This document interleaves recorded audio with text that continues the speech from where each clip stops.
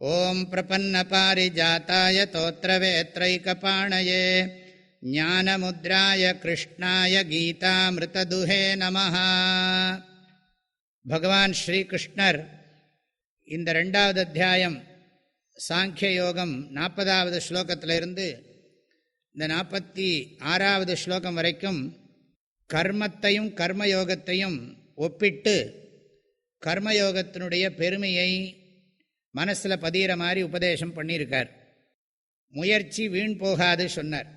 மனசை பக்குவப்படுத்துகிற முயற்சி ஒரு நாளும் வீண் போகாதுன்னு அர்த்தம்.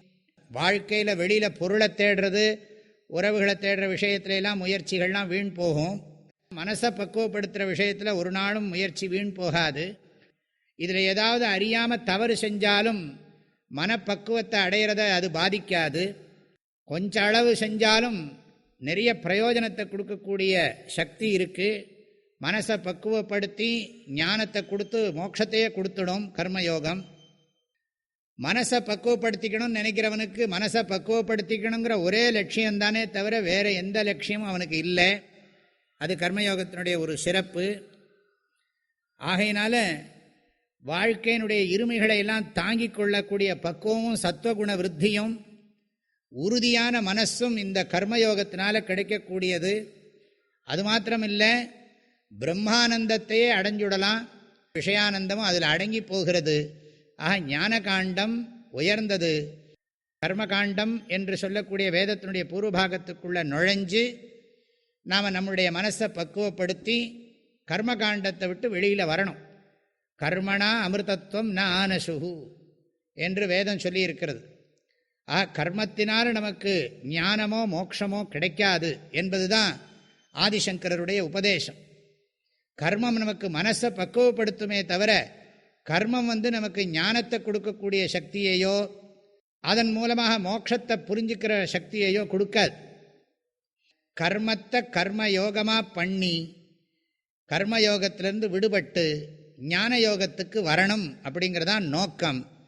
அதை பகவான் அழகாக இங்கே உபதேசம் பண்ணியிருக்கார். 47லிருந்து 53வது ஸ்லோகம் வரைக்கும் கர்மயோகத்தையும் கர்மயோகத்தினுடைய பலனையும் இப்போ சொல்ல போகிறார் பகவான். இந்த ஸ்லோகம் எல்லாருக்கும் தெரிஞ்ச ஸ்லோகம், ரொம்ப பிரசித்தமான ஸ்லோகம். அதை நான் இப்போ சொல்கிறேன், அதுக்கு அர்த்தமும் சொல்கிறேன்.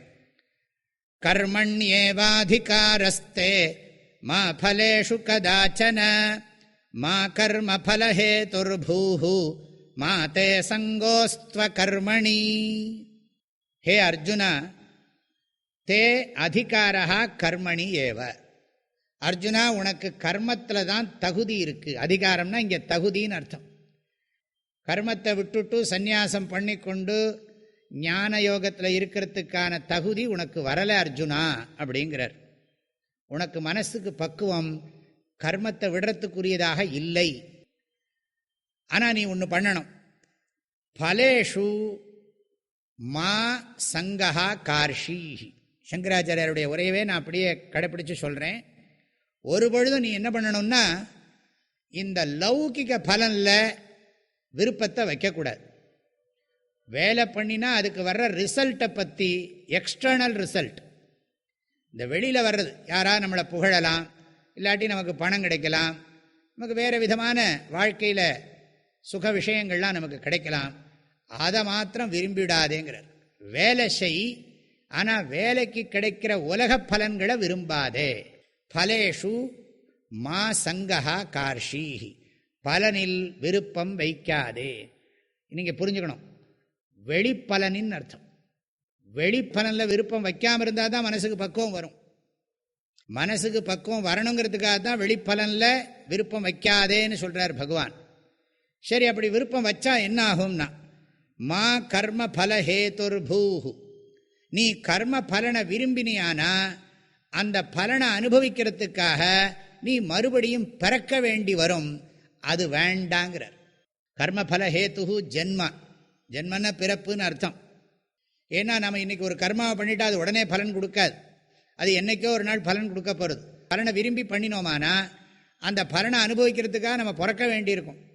ஆகவே பலனில் விருப்பம் வைத்தால் மறுபடியும் ஜென்மம் வந்துவிடும். எனவே மீண்டும் மறுபிறப்பை தரக்கூடிய பலனில் விருப்பத்தை வைக்காதே. அப்படின்னா ஒரு கேள்வி வரும், நான் கர்மத்தை செய்யணும், ஆனால் பலனை விரும்பக்கூடாது, பலனை விரும்பினா ஜென்மா வந்துடும், அதுக்கு நான் கர்மாவே பண்ணாமல் விட்டு விடுறேனே அப்படின்னு ஒரு கேள்வி கேட்கலாம். அதுக்கு தான் கடைசியில் சொல்கிறார் பகவான், அகர்மணி தே சங்கஹா மாஸ்து. நீ கர்மம் செய்யாமல் இருக்கிற விஷயத்தில் உனக்கு எண்ணம் வரக்கூடாது. வேலை செய்யத்தான் வேணும், ஆனால் அந்த வேலைக்கு வெளிப்பலனை விரும்பக்கூடாது. அகப்பலனாகிய மன தூய்மையை மாத்திரம்தான் விரும்பணும். வெளிப்பலனை விரும்பினானா மறுபடியும் பிறவி எடுக்கணும். மோட்சத்துக்கான ஞானத்துக்கு தகுதியை கொடுக்கக்கூடிய மனப்பக்குவத்தை விரும்பினா மறுபிறவி வராது. ஆக இந்த ஸ்லோகத்திலிருந்து நம்ம என்ன புரிஞ்சுக்கிறோன்னு கேட்டால், செயலை செய்யறதுக்குத்தான் நமக்கு தகுதி இருக்குது, ஆனால் அந்த செயலை மோட்சத்துக்கு சாதனமாக ஆக்கக்கூடிய வழிமுறையை பின்பற்றணும். நாம் மறுபடியும் இந்த உடல் வாழ்க்கையிலும் உலக வாழ்க்கையிலும் உழலக்கூடாது அப்படிங்கிற ஒரு மனோபாவத்தை தான் அடையிறதுக்காக இதை சொல்லியிருக்கார். ஆக செயலை செய்ய வேண்டும், செயலை செய்வதற்குத்தான் உனக்கு தகுதி இருக்கிறது. ஆனால் செயலை எத்தகைய எண்ணத்தோடு செய்ய வேண்டும், எத்தகைய எண்ணத்தோடு நீ செய்யவில்லை என்றால் என்ன ஆகும், செயல் புரியவில்லை என்றால் அதனுடைய விளைவு என்ன ஆகும், இதை பற்றியெல்லாம் பகவான் இனி 3வது அத்தியாயத்தில் விஸ்தாரமாக சொல்ல போகிறார். ஆகவே இங்கே அர்ஜுனனுக்கு உபதேசம், நீ கர்மம் பண்ணத்தான் வேணும், நீ அதை கர்ம யோகமாகத்தான் பண்ணணும் என்று கட்டளையிடுகிறார். இந்த ஸ்லோகத்தை நன்றாக புரிந்து கொள்வதற்கு பகவான் நமக்கு அனுகிரகம் செய்யட்டும். எல்லோருக்கும் மனமார்ந்த நல்வாழ்த்துக்கள், பரிபூர்ண ஆசீர்வாதங்கள். ஹரிவோம். ஓ